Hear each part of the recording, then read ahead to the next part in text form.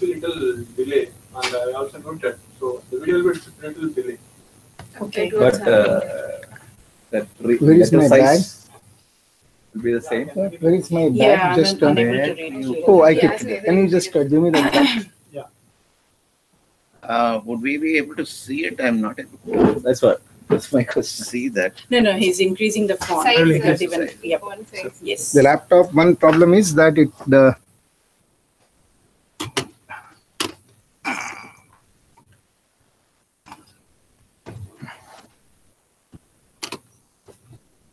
What is This one size is fine. Yep. This I can read. How about you, Professor? Yeah, I can. It's Which fine. one? regarding the Right now. yeah. That should be fine. Yeah. I think regarding This side. Mobile is. Can be detached. Can move as far as. Because they are very far away from. Oh, I am very far away. No, sir. Huh. As I was asking whether we can detach that keyboard and keep it on our lap or something. Oh, this one. This one. Oh, this one. In Do case we somebody want to needs type something? type it. something, yeah. Okay, if that is possible then. Oh, do we have As to and use when that? required No, do we on need the that? chat, sir. If you want to chat If you and want to write, something over there, Oh, Do we need to write it's- there or do we need to speak? we need to speak. Speak on. Then This we just typed right now. So like this, if we have to prompt them, then alone we need that. Okay. Yep.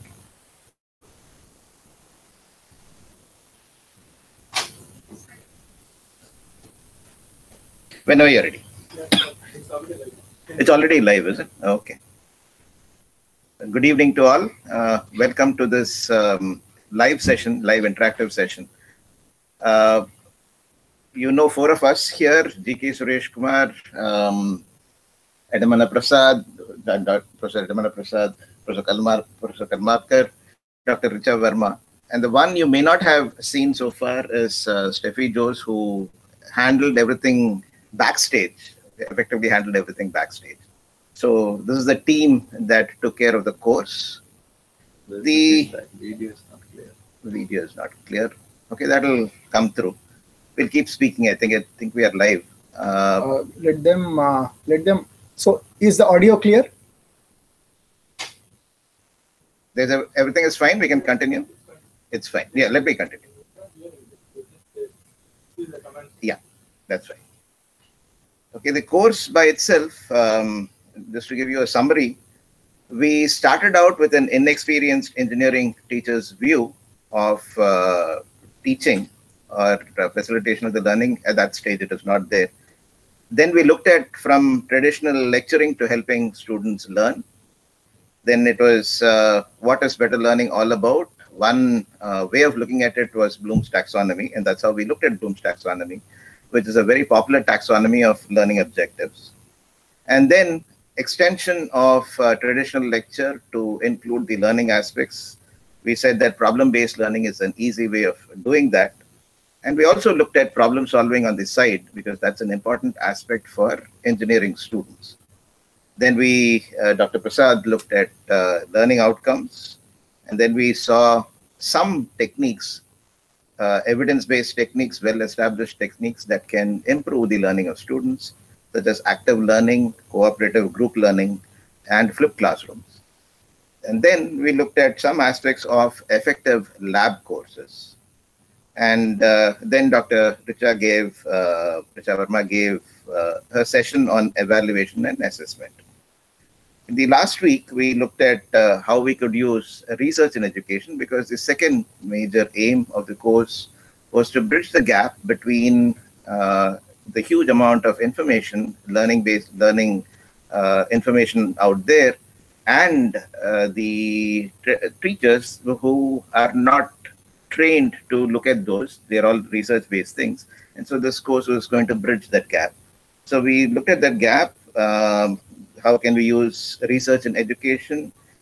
First was class composition, which was some of the work that I had done. And then established aspects such as psychological type and learning, models of cognitive development, learning theories, and so on. Then the course, the final aspect was given by Professor Karmalkar, who looked at feedback and reflection. What I wanted to say before I open up the floor to the others is this gives you some aspects, some techniques, strategies, and so on and so forth for improving learning. If you use aspects that suit you, I mean, everybody has a personality and certain techniques suit the personality. If you choose such things that suit your personality to improve the learning process as a first step, and then try out the other things, that would be the most effective one.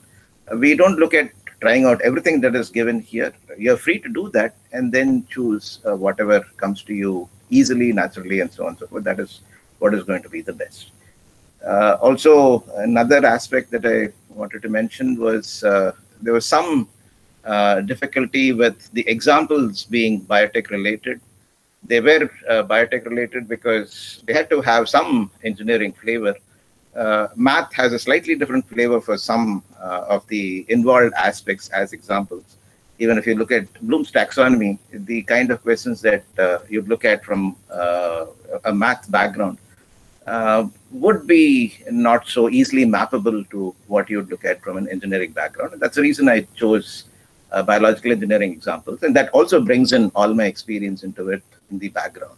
However, the content of the examples themselves are not of much concern. It's the principle that we were looking at. I was trying to illustrate for example, the various levels of Bloom's taxonomy by the kind of question. So even if you didn't understand the content, that is perfectly fine. I had mentioned this quite a few times during the lecture itself, but I thought I would mention it again because there was some level of difficulty there. I think that died down. I think the first week or so, there was some difficulty, and then people got used to it. No biotech content-based questions would ever be there, as you would have seen in the assignments themselves. If I have any other thing, I'll come back later. I'll open up the floor for Dr. Prasad, Dr. Karmalkar, and Dr. Richa Verma in that order if you want to say something. Okay, hi everyone. I have taken a session on designing learning outcome. So I'm here basically to know the outcome of that session. If you have queries or concerns or more clarification needed or having a discussion, I'll be here to spend some time on that. If you can, some of you can just type something. I'm getting the feeling that I'm talking. I just believe GK that there are so many people there and I'm talking. If you can type something on the screen, that have been really good. Are you able to hear us? They'll have to say it through the comment. Type yes. Right. Yeah. I mean, some response. Can you just type yes? All of you, please type yes. That you can hear us. Or at least a few. So it looks like there are 200. Number is there? 0 and 2. 0 Oh, and 2. oh yeah, yes, yeah. Very Okay. nice. Oh, great. That's great. We have got one. That's fine. That gives us hope to carry on. Go ahead. No. No, I just look forward to your questions. I would welcome your questions on whatever we have done in this course. You're audible. Very nice. Okay. Yes, Richa. Hello, everyone. Same here. As Professor GK mentioned, I took one session on assessment and evaluation, as well as rubrics. I'm happy to answer any questions and take the discussion further. Okay, now we wait for some questions and then we answer. Okay. I think that's how it works here.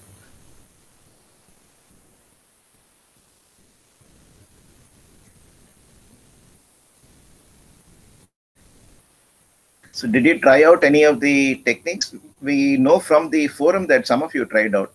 The people who are on this live session, did you try out and what was your experience? Would you like to let us know?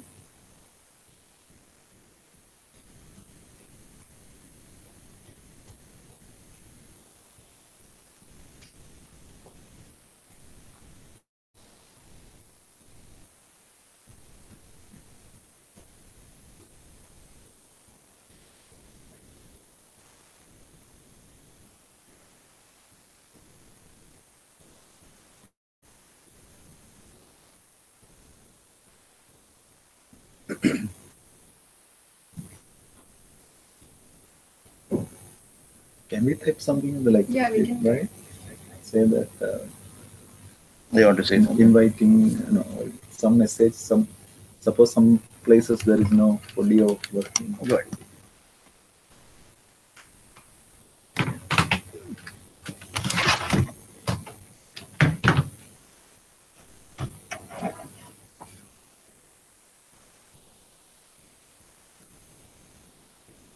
Is it coming? Maybe we should click on that, say something. Cursor should be there. Okay.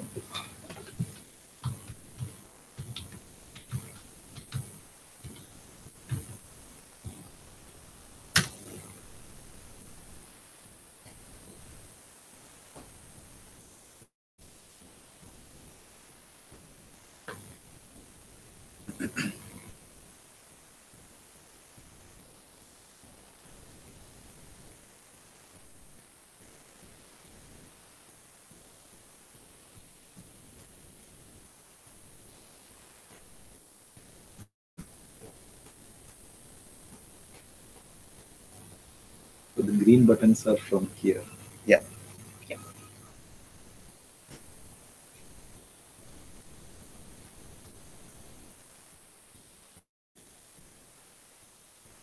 There is something. Can you tell us something about any research happening in this area? And what do we do at TLC? Not sure if this is covered. You want Research. Bharti. Okay. Oh, this is Bharati from our own Yeah. entity. He's starting out the Starting thing. the- Okay. You're not supposed to say that. Prasad is probably the best person to take that up. He knows all the research that's Something happening. about any research happening in this area and what we do at TLC. I'm sure it has been covered. We can talk, no? Yeah, we can talk. Yeah, I mean, Teaching Learning Center in IIT Madras, we talked the way that it was formed.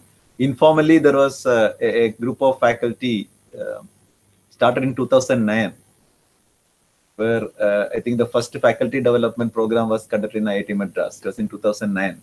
But the center was formally inaugurated in 2011. And our main activities are, it is there on the website also, conduct a workshop for faculty and train teaching assistants in our campus and conduct programs about discussions regarding teaching learning in classroom, finding suitable methods which are effective. And I think as far as research is concerned, we have recently received a funding from MHRD, where we committed to develop a curriculum for different science and engineering subject disciplines.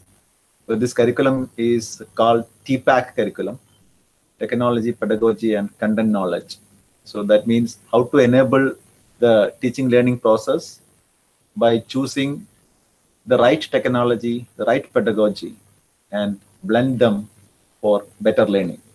So in that aspect, last semester, we carried out a few attempts to collect data from IIT Madras classroom. Data collection is over, the analysis is still going on. We need to see basically the intervention of a technology aid, whether it actually improve or decrease the learning in the classrooms. So those kind of research activities are going on. And we also try to do the different assessment practices in various science and engineering colleges. Another PhD student is working in that direction. It's not working in TLC, but in humanities department, but TLC is guiding that student also. So these are the main activities carrying out. If Richa wants to add something on the TPAC thing. Not much at this stage, what Professor Prasad mentioned. But yeah, last whole semester, we did carry a lot of classroom observation where we recorded data based on the pedagogy as well as the student response when a particular technology was used. So we are looking at the data, and hopefully next 2 or 3 months, we should have something more substantial to discuss on it. Okay, there is one question. Unfortunately, I could not attend the third and fourth assignments. Will it affect the examination results? I think Steffi is best suited to answer that. Do you want to go ahead? Yeah, you're supposed to have at least 3 assignment scores, so it will affect your final score. There's nothing we can do about it at this stage. You have answered the first two. There were 4 assignments which carry the best 3 out of the 4 assignments carry 25% weight toward the final marks. So it's about 1/3 of 25% that you'd be missing out, which may not be much. If you do well in the exam, I think that will get taken care of. So I would very much encourage you to go ahead, prepare well, and do well in the exam. If you have that orientation, if the certificate is important for you. As I mentioned earlier, the main learning from this course comes by internalizing whatever was given and trying out at least some of these aspects in your classes. And if you have done that, then you don't have to worry about anything. Yeah. That's a pretty good Score score. Yeah, those are very good scores. 75 and 80 are very good scores. So you don't have to worry too much about that small thing that you'd miss out. Please go ahead and do well at the exam. Okay. I would like you to just, tell us if any of you have visited the Teaching Learning Center website. Please type, yes, I have visited the Teaching Learning Center website of IIT Madras.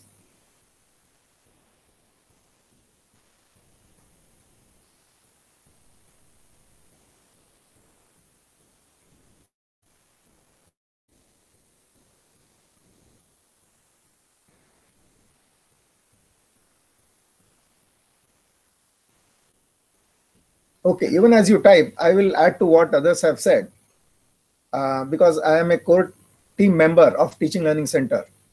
So at Teaching Learning Center, what we like to do is to give very practical advice to people who want to teach in a manner in which their students learn well. So we conduct faculty development programs. We tell people how they can make a difference. And many of the measures that we have advised to students, to the teachers, we have the feedback that they have found these to be effective. For example, we also train students, research scholars, who would like to participate in teaching as teaching assistants and give them specific advice on how they can handle classes. So later on, they will use this experience if they become teachers.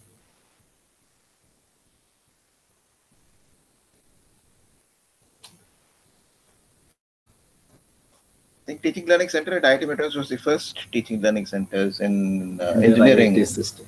In the IIT system, definitely, and even engineering education. Yeah. Early engineering education, and I think the IIT Madras TLC has helped set up other TLCs in various places. They conduct a lot of programs every throughout the year.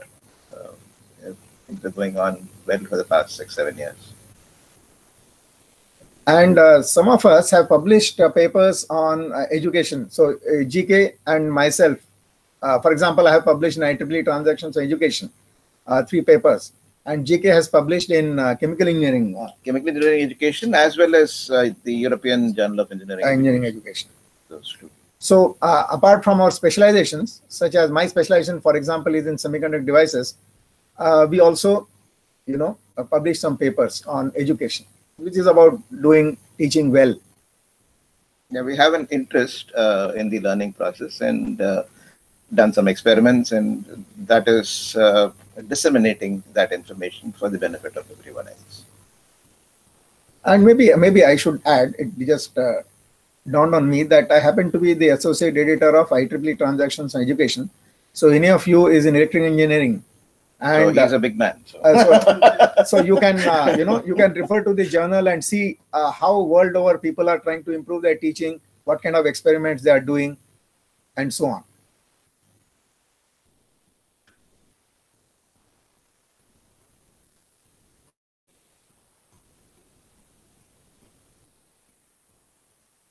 I guess they asked a lot of questions during the course itself. Mm-hmm. We had a very lively interaction. I'm happy to see that, and it was fulfilling to be able to answer the questions. Some of them were challenging. Questions were challenging because people with experience or with a lot of thought in the process participated in the discussion. That was very nice. It was fulfilling. It was a very fulfilling experience.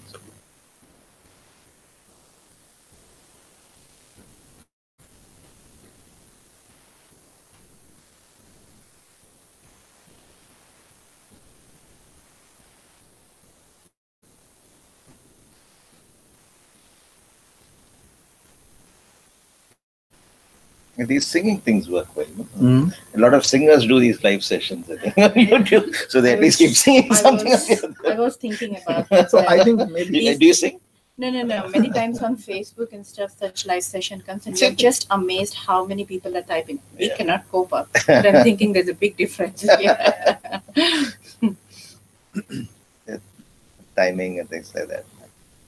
Maybe a lot of people would be finishing work now. So Yeah, after right. 5:30, we could start getting more questions. We'll see. We'll leave it to them as to what to do with the time. So far, only 2 people typed something. And some Ellen. Just one. Okay, let me ask Vrinda. If you are a teacher, what is the area in which you are teaching? Can you please let us know? I'm asking Vrinda, who responded earlier. Yeah, There's a bit of a delay. Yeah, this is usually it.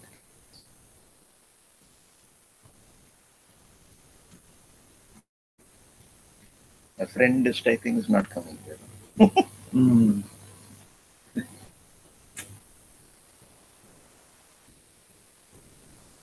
That at least keeps you anticipating. Sometimes it goes on and on and on and nothing comes. Yeah. The person decided. This says typing. Yeah. Even Bharati can tell us if she wanted to know something more about TLC.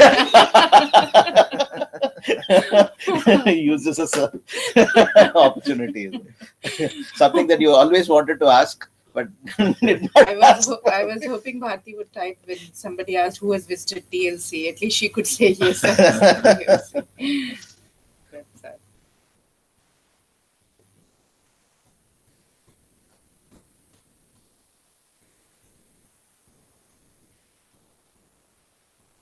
Are you sure that that number is the number of login people? 200? No, I don't think so.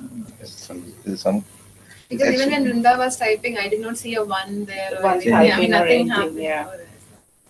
maybe 200 pages is maximum there. I don't know. But why should it be 0?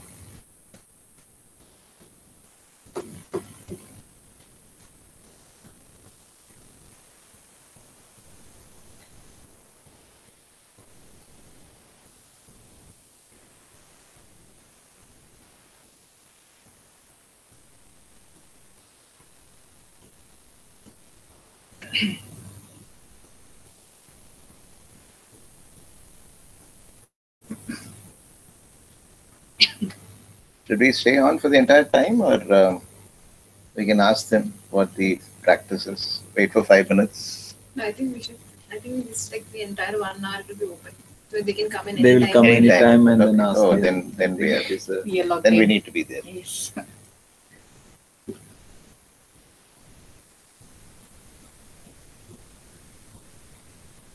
Vrinda left the building. So maybe it occurs to me what we should be doing is we should chat among ourselves about the topic. Yeah, that'll be good. What do you want to chat about? Let's chat. And then that is for others, but it should be something that is of interest to others. No, we can So do that let's later. let's talk about attendance in the class. Oh boy. Okay. You know how teachers have this. Many places I have It's gone. okay. I can see everybody except Yeah. Many places where I have gone for this faculty training, they told us that, no, sir, but how do we take attendance in large classes? So I proposed one method, and I said I have tried this out and it has worked. So I would like to know what other methods other teachers adopt. So I will tell you what I suggested, what I have tried out. So I divided the class into groups of 4. So let's say I have a class of 80 students. So there are 20 groups formed. And all the students know in which group they are. And then I have numbered the groups 1, 2, 3, 4, up to 20. Then in one of the weeks, I asked the students to sit group-wise so that they really come to know each other. Not only by name, but they actually sit together in the class. They may not interact, but in the class I may lecture, but I'll ask them to sit together. That is, suppose there are 2 on a bench, so 2 people of the 4 people of one group, they will sit one behind the other. That is the way. But this is only for the first, let us say, 2 or 3 days, so that they get to know each other. And thereafter, I take the attendance. I just call out group 1. And the moment I say group 1, all of them who are from group 1 should raise their hands. They can sit anywhere they like. Oh, you reduce it by 1/4. Yeah, 1/4. And what happens is, in most cases, let's say there are only some 6-7 students who are absent. There is, wow, there's a lot of things. We'll come back to this. Yeah. It says, is it possible to incorporate teaching orientation module before any faculty member joins the technical institute? Yes, I think we do have that already here. Here, and the Teaching Learning Center takes care of it. Yeah. As currently, there is no B.Ed kind of mandatory eligibility before joining any technical institute. Which has its own positives, and the negatives are that the teachers are not trained in the learning process. That's why we have the work that TLC does. Great work that TLC does. We do have training programs for teachers, right? We offer training program to all the engineering college teachers. We also offer teaching modules for students who wanted to join in academy. So, like a future teacher. Yeah. So, I know a little bit about central universities because I have been on the review committees of these universities. So, what I have come to know is central universities, they have a compulsory teaching orientation program for all teachers. Mm-hmm. So, there are, yes. I mean, with TLC, we are also having these MHRD Initiative, where we are running a 1-month faculty development program, induction program for the new faculty members who are within the 1 year of their joining. So is this for everybody in the institute or outside also? Outside. This is for outside. And the courses like these also contribute towards that of training people who don't have any experience. That's where we start out this process. No B.Ed. Okay, that is the last comment. I think we can go back to our attendance. So I was saying the attendance. So you divide the class into groups of 4, and you call out, say, group 1. All the members of the group 1 who are present should raise their hands. And if there are less than 4 hands, then other group members should quickly tell me who is absent. So I found it's possible to finish the attendance in less than a few 2-3 minutes for a class of 80. So, class of 80, right? Yeah. I have tried it out in a class of 80. Up to. You said less than 2 minutes or less than 5 minutes? No, less than, I said 3 minutes actually, because I have timed it. Okay. Yeah. If many are absent, of course, it takes longer. That is there. But I'm saying average for my class. That is how it was. Okay. Any other input onto that? Attendance. I would say I have taken attendance in a privileged place where it was all scanning codes and scanning bars, so you don't have to worry about it. And we have that here too. So, and the other thing is, in the Western universities, a lot of universities do not have attendance as a compulsory criteria now. So that's also changed. So that's why I don't have much. So that itself is debatable, whether attendance is required, attendance is not required. Our system considers attendance to be important and so on and so forth. Many systems don't consider attendance to be important. Once it is, we have this 85% rule and so on and so forth, we are bound to take attendance. I stick to the old method. I mean, like calling the name. It may take maybe like 4 minutes. That is true. In a class of 60 to 70, I handle 4 minutes it takes. But the advantage I see is the name.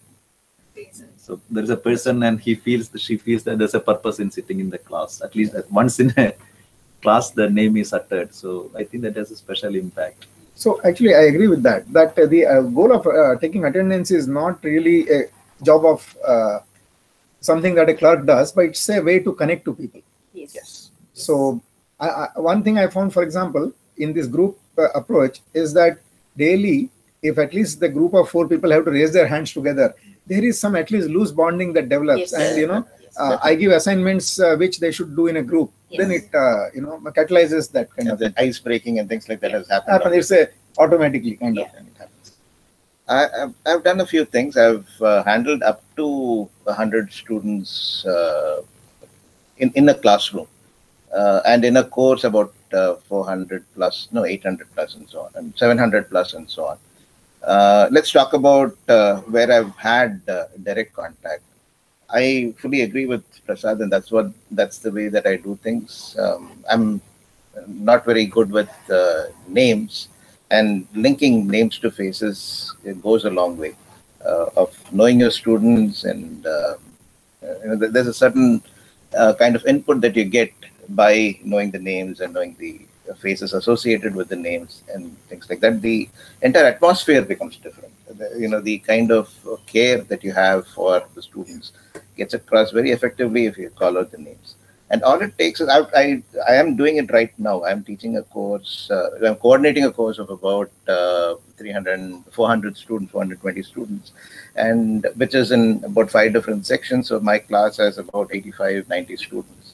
And I call out and I time myself every time I do that. And it takes me about 3 to 4 minutes. And so the first time for the first class, I might take a little longer, about 6 minutes, because I'm figuring out which name they are comfortable with. The entire name is there, the first name, last name, middle name, and so on and so forth.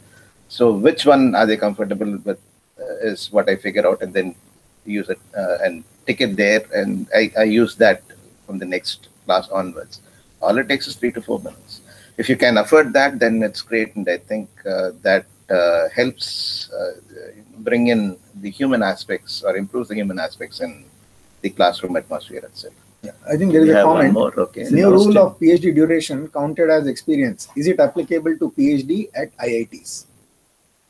I'm not very... Actually, I don't know whether he means whether people who want to join as faculty to IIT count that as an experience, or what exactly is it? I think that's what I don't think so. Right? Huh? I don't think that... PhD duration. Yeah, I think in some sense... The name of the gentleman who posted the previous 3 questions is Lalit Anjumkar. Yeah, it's in Hindi. Yeah, I figured that out because I can read Hindi, and Hindi and Urdu, is it? Yeah. Yeah, Hindi and Urdu. And what you can? No, you can say that out also. I think they are able to hear you. Okay. Yeah. The question is not very clear. There is new rule of PhD duration counted as experience. Is it applicable to PhD at IITs? What is the new rule? How would you interpret this question? Is it for the faculty who are selected to IITs, or is it for people who do PhD in IITs and then go and become faculty elsewhere? I'm not really sure. What I'm gathering is he's asking if he has taken PhD for more than 4 years. Is that counted as an extra experience? No, this comes in all these formalities. No, to join as a faculty member. Members, yes. To join as a faculty member. So if you want to join as faculty member, if you have done more than 4 years, like 5 years of PhD, will that be considered as extra experience? No, I think what people are asking is, see, there is something called research experience. So now, do you count the PhD period as research experience or not? I think I think the latest thing is that people do count, because that is the only reason why people are actually sometimes taken as a faculty even after they have finished their PhD. Some places. Right. It depends on the appropriate place. So the institution would know better than us. Yeah. So how much research experience, I think depends on the institute, but I think nowadays there is a tendency to include that PhD period. Experience period. I think not the entire PhD, but like what you are saying. If you have taken beyond the usual time. So, I don't know. Not beyond the usual time. I think maybe 3 years or something like that. Because first 2 years you are not. Jobs they do it, is it? Yeah, you'd be more familiar with that. For jobs, industrial, this thing they do it. But I do not know about academia. So they count PhD as 3 years research experience? Yes, I think that is the thing. Because what happens is you assume a 5-year duration. First 2 years you're kind of getting trained. And then... Because we don't do that for faculty members in IITs. Yeah. The PhD period is not counted as experience.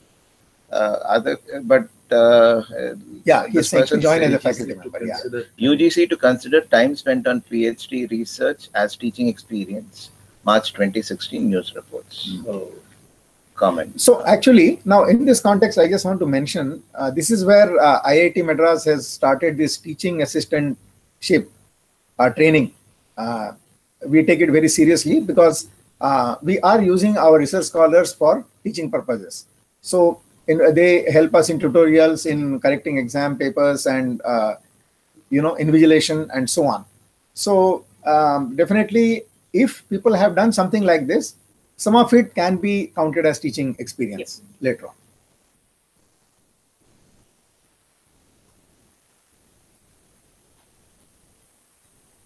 Okay, we talked of attendance. Anything more about attendance? So how does the student feel about it? Yeah, let's have that is good. I think the face-to-face attendance makes a huge difference to the student, because you look at the student knows that you know who I am. So I think that makes an impact on the student. I'm currently a PhD at IIT Delhi. Okay, that is that's input from The same person. Same person. Lalit Yeah. Anjumkar. And Akash says how to increase the industry collaboration with institute, as our institute is not in industrial area. Well, I think IIT Madras is doing a great job in you know. So what I would say is, see, for having industry collaboration, you don't have to be near an industrial area, right? You just have to go and tell the industry people how you can help them. Because let me spend a couple of minutes on this.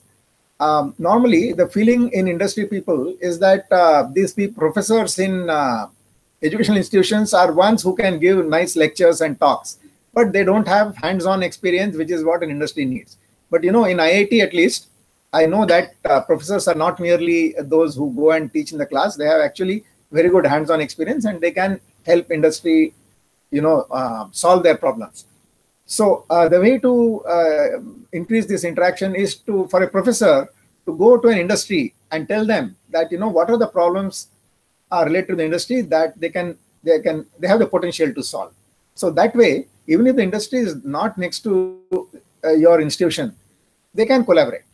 People can be anywhere in India and they can collaborate. It's an interesting question. Yeah, that's very interesting. Who wants to take that? Start. You start. Okay. This question was raging across the world about a decade ago, when all this online thing became big. And the question is, if we students can learn from the best teachers on NPTEL, what is the need of regular classes except tutorials and projects? It was so widespread that people thought education will undergo a sea change. They thought that universities would shut down. But that has not happened for various reasons. I've been reading some of those. Some of the thoughts that have been put forward are, yes, you do get information, but information is only a very small part of the learning process.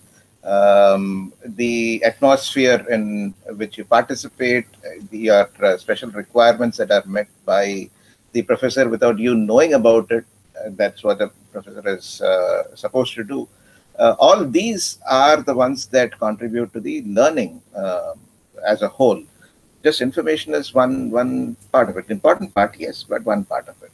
So I think there is a big need. I mean, it has been proved over the past 6-7 years that there is certainly a big need of regular classes, regular interactions, and so on and so forth.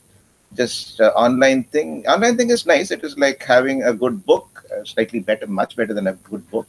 But to learn properly, an atmosphere is required. Proper classrooms are required. My input will be virtual university, right? I mean, that's what basically virtual university will be a reality if artificial intelligence is 100% achieved. Till that, I think teacher has a role, because most of the learning happens through feedback. For that, there should be a person with you, and then question answer or interaction. Through that, not by listening to another person or getting this information is not enabling the complete learning. Complete learning happens when somebody checks your learning or somebody gives a feedback on that. And that somebody is the teacher in the classroom.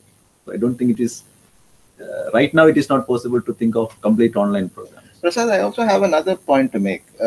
Artificial intelligence, fine, but will it take care of the emotional aspect of things? There's a huge aspect. It's a long way. So that's what. Yeah. That road is long way. If it comes in a complete format. Whether it can even do We that, don't know whether whether it it is comes. fundamentally possible to do that, I'm not They sure. are We don't working towards That- Yeah, on the huge efforts are emotional going or, on. other So sensory aspects. yeah, yeah. But I think we are talking way far too high. But until that, yeah. So I wanted to add to that. See, one of the things is live interaction, which happens in a classroom. So what happens in many of the NPTEL lectures, they are recorded lectures where you listen to them. And if you have any doubts and so on, you can ask later on. Whereas in a live class, what happens is you can watch, you meaning the teacher can watch students' faces and so on and figure out whether whatever he or she is teaching, the students are absorbing or not, and then ask a few questions. Similarly, the students can ask teachers a few questions. So that interaction, I think, is very important. If we can simulate that as well in NPTEL courses in the form of some live interaction, then yes, the impact of these courses will be tremendous. And also, impact of video courses is much stronger than impact of web courses, because video courses are able to simulate the classroom experience much better than a web course. So what I wanted to add on this and taking it further from all three members is teachers should not be seen only as the content provider, but we need to project or rather be a role model, which happens in an interactive classroom. As I mentioned earlier, in the Deakin University, where I was a faculty member, attendance is not compulsory. And the reason why attendance is not compulsory is the environment is encouraging for working people, but each and every lecture is actually recorded live.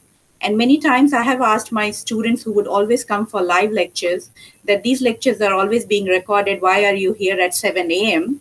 And they would say, we always learn better when we see or hear this lecture in a classroom rather than going through the content in an online format.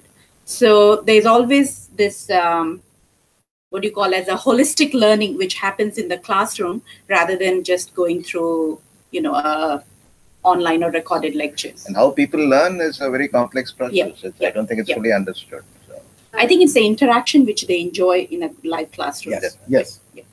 Interaction with classmates also helps a Absolutely. lot. Significantly. Yeah. So according to our philosophy, 25% of the learning comes from interaction Yes. with peers. Yes. So just a small thing I want to add. Say, I have a video course on solid-state devices, NPTEL video course on solid-state devices, which many students watch during their BTech. And then they come here to do MTech and they sit in my live class. And then they tell us that they were very happy with the video course, but after sitting in my class, they feel that this is even better than a video course. So I asked them, okay, in what sense it is better? So he said, sir, your face is more serious on a recorded video lecture. Whereas in a live classroom, you are much more lively. So what I'm saying is this may be a small thing, but facial expression matters a lot. Matters a lot. So you can read the student's expression and play off of that. Yeah, you're interacting. So, you're in an interactive actually, mode. GK made a very important point. So I was actually carrying forward that what the teacher radiates is not only intellectual content, but there is some emotional thing also that the teacher is radiating, which the students catch. And learning happens. There's a huge emotional component to Exactly. learning. Without that, That's it cannot happen. It cannot happen. That's what I'm realizing more and more. Yeah. Now. So if Dr. Prasad is okay, maybe we can encourage that if you really enjoyed this NPTEL course, you should come for the FDP program at TLC. Exactly. Yes. You would really find it more enhancing because you already have the content knowledge. You will really get the hands-on experience. So there is one more question. question. TAs usually take undergraduate tutorial practicals. I think TAs need to take classes, paper formation, comment. If TAs are completely responsible for the lab, I don't endorse that. I don't do my labs that way at all. I don't endorse that. Certainly TAs help significantly in setting up experiments and so on and so forth. But in terms of learning from those experiments, I think that is that's in the domain of the faculty member. The TAs are not trained or experienced enough to handle that, except maybe some with experience. Need to take classes, paper formation, yeah, if for appropriate training, yes. But I think when there is a faculty member, the main, this is one of the main things a faculty member does, which is teaching. I think that's a part of the job description. So I think that's the major responsibility, I think, lies with the faculty member. Appropriately, TA services can be utilized, but giving it all to the TAs is not an appropriate thing to do, is my opinion. I think at least a few cases I know that in IIT Madras also, some TAs, not many in number, but a few TAs were asked to take classes by the concerned faculty. So probably the faculty might have seen that they are good enough to conduct a class. And but I went through this currently, then I'll get back to you. The 420 student course that I'm coordinating is in 5 sections. And I plan it in such a way that this army of TAs report to me, not to the individual teachers. Okay. Because there is this possibility that they are asked to prepare slides, prepare lectures, or even give lectures and so on and so forth on the side. Mm-hmm. If the TA wants to do that, I think that should be encouraged. Okay, there's absolutely nothing wrong. The TA wants to be trained to be a better teacher and all that. I think that needs to be encouraged. Demanding a TA to do that, however smoothly you do that, I don't think is appropriate. And to prevent that, I in fact did this, and I've had to ward off a couple of faculty members saying, this is not expected of TAs and so on and so forth. We cannot misuse their services. Yeah, I think now the discussion is really warming up. Yeah, because we are getting interesting more questions. Interesting about questions. Motivation. Yeah. So before it goes off, I think there are 3 more. So I just quickly I will add. Yeah, to the first one. We can think of a hands-on in-person workshop at our TLC for candidates who complete the course. Yes, why not? Definitely. Let the students express their desire, and we will then give them a plan. Yeah. Yes. It's all yes. Yes. That's good. Okay, the next one. How to motivate senior faculty members to teach as per outcome-based education system. Anybody? So that's senior. All we would say it's hard work. Okay. So maybe I will tell you. We're all senior. Yeah. Both of us are seniors. So both And of us we are will be senior. quiet on this. So both of us, and we got convinced. Yes, we should do it like that. So probably we were oriented that way right from the beginning, right from the time when we were juniors. So that doesn't. No, it is a challenge. I think it's a big challenge to motivate senior faculty members, because they think that they've been doing something for the past 30, 40 years, and 30 years at least, or 20, 30 years, and then that should be fine. Why should I choose something? Okay, I will probably just give a hint of this. We can just ask people whether they like the tag of being a lifelong learner. Maybe we should work at that level, and if people agree that yes, lifelong learning is what should be the goal, then now in the backdrop of that, we can then introduce this concept of outcome-based education. And then why not we learn this? Even though you are senior, you are still a learner. So maybe one can try it like that. I think in the TLC FDPs, there are a lot of senior members who come in. Now from other colleges. From other colleges, even our own system, there are they're participating. Mehta and all those people near retirement. But that component, as you said, basically that element is there. The motivation is always there. It's not like instilled from outside. So I'll give one more example in this context about how to motivate senior people. See, if junior people start doing certain things and they are found to be effective, automatically others have to change, because everybody likes to be in good books of the students. So for example, I will give an example of this. Younger people are very good at using tools, right? For let's say in our department, I'm from electrical engineering department, I found younger people using this tablet very effectively. And then they record their lectures, and each lecture, after the lecture is over, it's available to students, and students say, this is great. So automatically, if students are happy with the younger people, with this particular methodology, then senior people have to follow suit, because otherwise they will not be in good books of students. So this is one way to motivate senior people, is for younger people to really make an impact using outcome-based education, and then others will have to follow suit. I think this will reach most senior faculty. There'll be one or two recalcitrant that I don't think you should bother about. They'll get flushed out of the system with time, and that's okay. That I think is okay. I think there's one more question there. How can we encourage TAs to evolve into a dedicated future faculty member to be absorbed into the home institute need clarification. You are fully experienced on that, Karmakar. Yeah, how can we encourage TAs to evolve into a dedicated future faculty member? To be absorbed into the same Home institute? Those are two different aspects. Yeah. Home institute we'll take it up separately. Yeah. But the first part of Karmalkar, I think, has the most experience.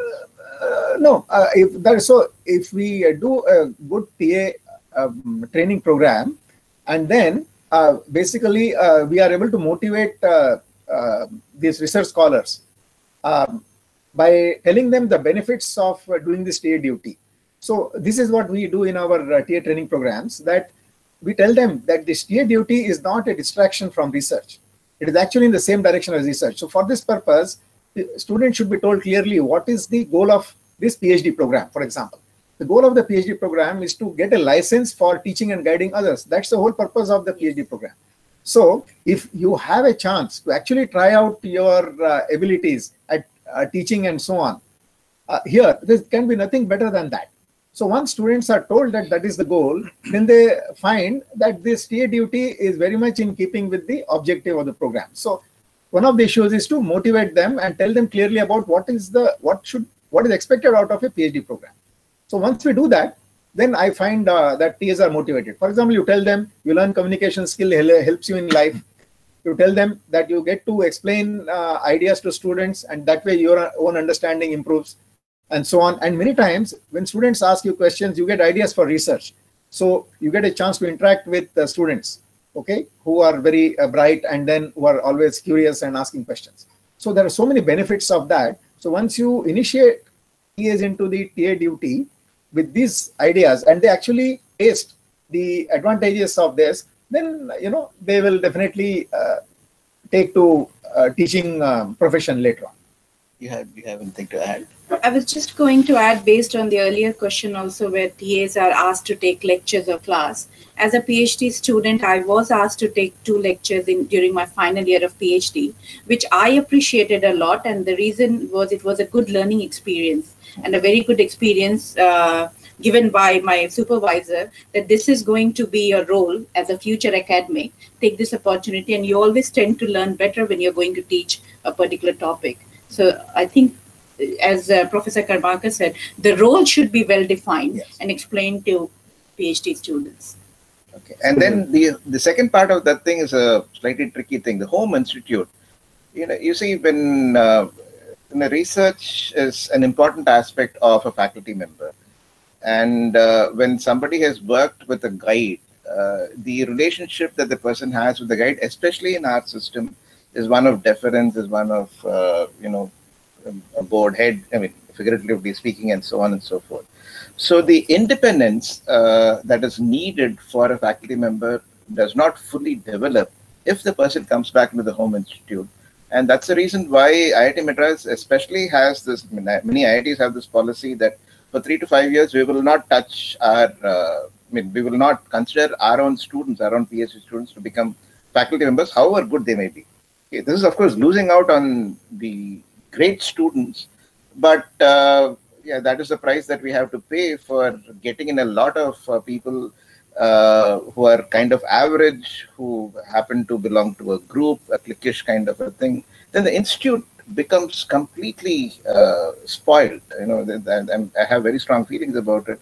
The institute as a whole is essentially based on the quality. The quality of the institute is based on the quality of its faculty members. Faculty members need to be independent, strong people to take the institute forward, and that's one of the biggest strengths of academia. Academia is very different from industry. Academia has it's much bigger. I believe industry has a certain way to go about things and so on and so forth. That's perfectly fine. So there are processes evolved to take care of that. That is perfectly fine. But don't try to push it onto academia. Academia is a far bigger thing. It trains people for the industry. It trains people for various things. And that's one of the only things that they do. It provides a certain ideal system that people can look up to and benchmark themselves. And I think that is a big role that we play. And therefore, that needs to be carefully taken into account when you choose your faculty members. I think that's a very big aspect of it. I've had a lot of thoughts on it, especially when I've had to set up departments, set up a couple of departments, and that's a very big thing. I think there are two more questions. Student feedback, you may want to. Oh, student feedback. Student feedback, anybody can take them. Yeah, I mean, that question is basically, he's saying the student feedback is more often underutilized or overlooked. Give effective suggestions to be incorporated into faculty appraisals.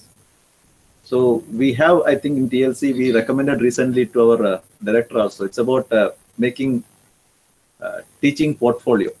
There is one document that faculty can actually develop during the entire semester. What are the things faculty does to enable learning? For example, faculty, I mean, teaching portfolio or course portfolio, there's a slight difference, but basically the portfolio elements are, teacher can write what is the teaching philosophy and what are the different methods which he or she use in the classroom, along with the result that the methods develop or resulted. So not only the methods that they used, but that methods, what effect it actually produced, whether it resulted in the better students' performance or it resulted in better motivation of the students, what impact it makes. So if you can document all these things as a appraisal, as a portfolio, that you can give it for evaluation, for teaching evaluation, or that can be used for understanding how the course was run, not only the student feedback. That is one thing I just wanted. Anybody wants to add? To add to that, so portfolio will consist of what the students felt about the teacher and the course, and then it will also consist of what kind of question papers were set in the exam. For example, all of us know that the quality of learning depends on the quality of questions. So that will be another important part of the portfolio. And the third thing will be policies. For example, in the beginning of this interactive session, we spoke about attendance. So there are teachers who feel attendance is not important. If so, they should state that is what was their his or her policy. If attendance was important, then, so a set of statements about what is the policy adopted by the teacher. So question papers, tutorials, assignments, then student opinion about the teacher and the course, and some of these policy matters. Together, this constitutes what we can call as a portfolio. So an appraisal of a teacher should depend on this entire document consisting of all these parts. Next question is, how much is PhD student involved in policy making of premium institutes in our country? Is it not important as far as they remain as potential faculty members of these institutes? Okay, some other institutes maybe. In IIT Madras, there are student members in all the policy making bodies.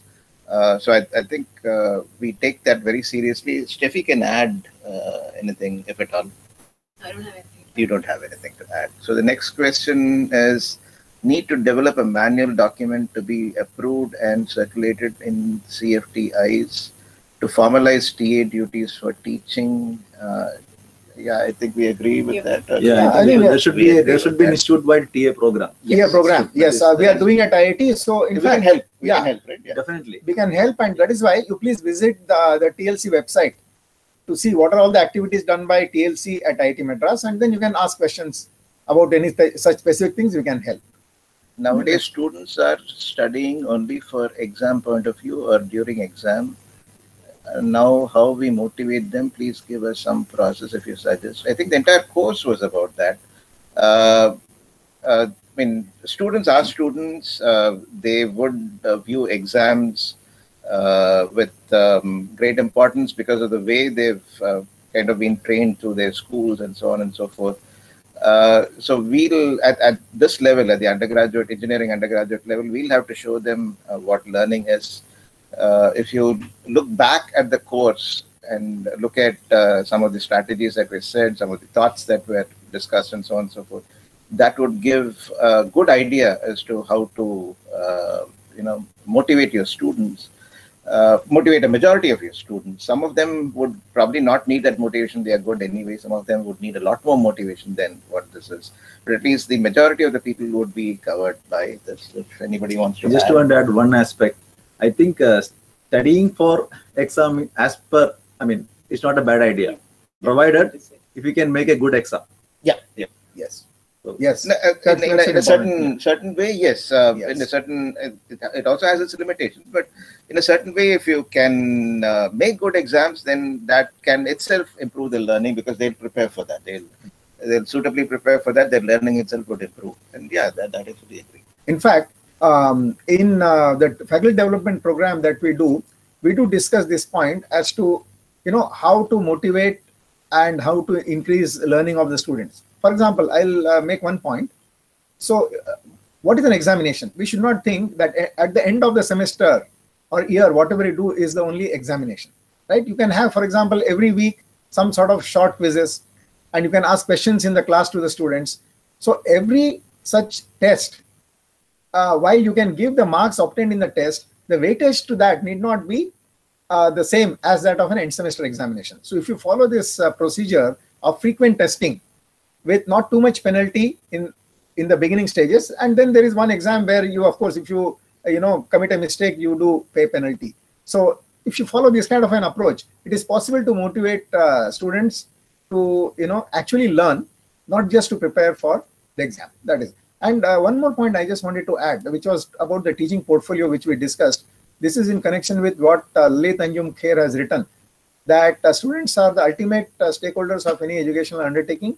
It is expected to give more weightage to students' performance in the course. Yes. So actually, in the teaching portfolio, we mentioned that, what the students felt about the teacher and the course, that is student feedback, then question papers, then your policy about how you're running the course, and student performance. That is also a part of the portfolio.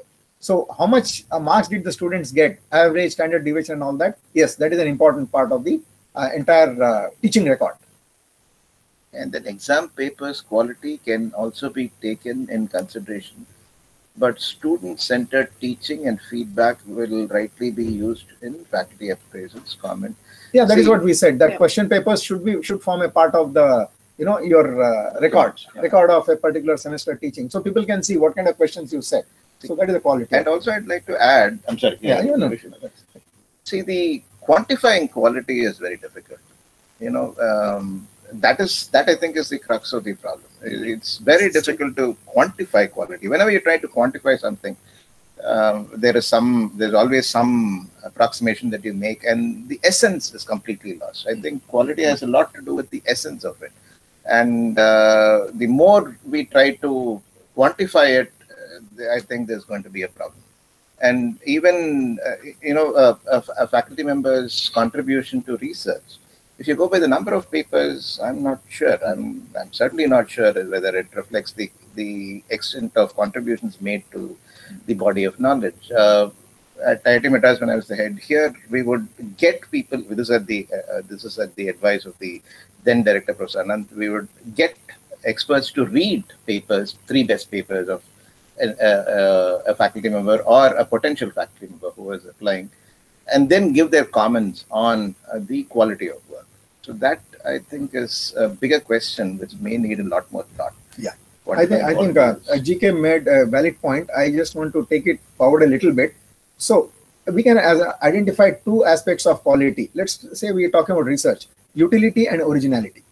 Now, both can be difficult to quantify. For example, utility may be easier to quantify than originality. But he has made a very important point. So that is why we should remember that there is going to be some amount of subjectivity in anything that is creative. And setting a good exam paper is a creative exercise. Yeah. So what is going to happen is, not all of them may agree upon what is the standard of the examination paper. But yet, like any research paper which undergoes a review, right? So we accept that there is some amount of subjectivity, but still we can give a subjective evaluation of the quality, right? So it is subjective, yes, in the sense that, everybody will not give the same marks. And you can have a situation where a person may say that this idea is really great, and another person may say, no, I don't find anything great in it. This can happen. Yeah, that's the essence of the whole that thing. Can happen. That'll happen. Yeah. So and so the interesting thing about this quality of exam paper is, while the answers to the question can be definitely objectively evaluated, the quality of the question itself, there can be subjectivity in evaluation. So yes, it's something like beauty. Yeah, you see that, it's beautiful. Yes. Okay, of course, beauty lies in the eyes of the beholder too, but it's beautiful. But you're trying to quantify that, it's going to be the standard refrain is, can you quantify a mother's love for a child? That's what it is. Correct. The next question is, students are passing by studying the previous 3 years question papers of university. Please concern in this regard. So yeah, if they repeat question papers, it's going to be a problem. Yeah. We try not to repeat. So the problem with the way that exam is designed. There are a few aspects to this. There is a process in many countries where you have standard questions. You have standardized the question based on its difficulty level, based on how people have responded to it, and so on and so forth. And when you set up a question paper, you look for balance. You look for there's an overall aspect to it that you look for, that it is well set out. It caters to various sections of the class, and so on and so forth. So when you look for that, if you have a data bank of questions with difficulty levels marked, you can pick those questions and be reasonably sure of the kind of response that you're going to have from students, if you don't have an innate ability to guess how the students are going to. Some of us have that. Some of us can feel how these students are going to do by the way when we formulate new questions itself. Okay, that only some of us have. Otherwise, it is mostly based on experience and so on and so forth. And that is highly quantified, the kind of difficulty level the question has based on the student responses and so on and so forth. But if people have access to these banks, question papers, and so on and so forth, that process becomes difficult, which is the case that we have. So we need to be a lot more creative. Even there, when you're setting up question papers, instead of putting together the entire question papers the same way as it was done in the previous years, if the kind of questions that go into the question paper change, or the details of the questions change to test up the same kind of aspects, same kind of learning outcomes, and so on and so forth, or same kind of learning levels to be reached in a Bloom's taxonomy, maybe, that could solve the problem. It is not a very easy thing to do. Balancing the question paper is not easy at all. Can I add to that? So in terms of course, we should totally discourage using the past year's questions. But once again, this mechanism might not be still prevalent in India, but what in my university, each exam questions would go what we call as standard setting, where 4 or 5 faculty members from different fields would go through the question paper and mark. What standard setting does is you have to think about what is your pass percentage marks and decide if your average students would find this question hard or tough. You do the scaling on 1 to 10, and then we look at the score, and based on what the score comes from average of 5 members, that's how the pass marks is decided for each exam. And we call that as Anghoff analysis, where each question paper undergoes through standard setting process. So these are different ways of, making the question paper go through review process, making it standardized, and getting feedback from the other faculty members rather than just using the questions from past years. So there are mechanisms to address these issues. Now the question is, how do we really implement it? See, in autonomous universities such as IITs and so on and so forth, and there are many autonomous universities, the teacher has the flexibility to set the question paper. Yes, you do set. But, and then you can take care of many of these things. But later, the university system, then it becomes a lot more.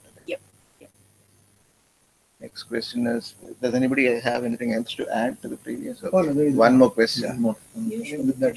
Question formulation is on Bloom's taxonomy. We find some faculty members at IITs creative in question formulation. Yes, certainly. There are many creative people. Thank you.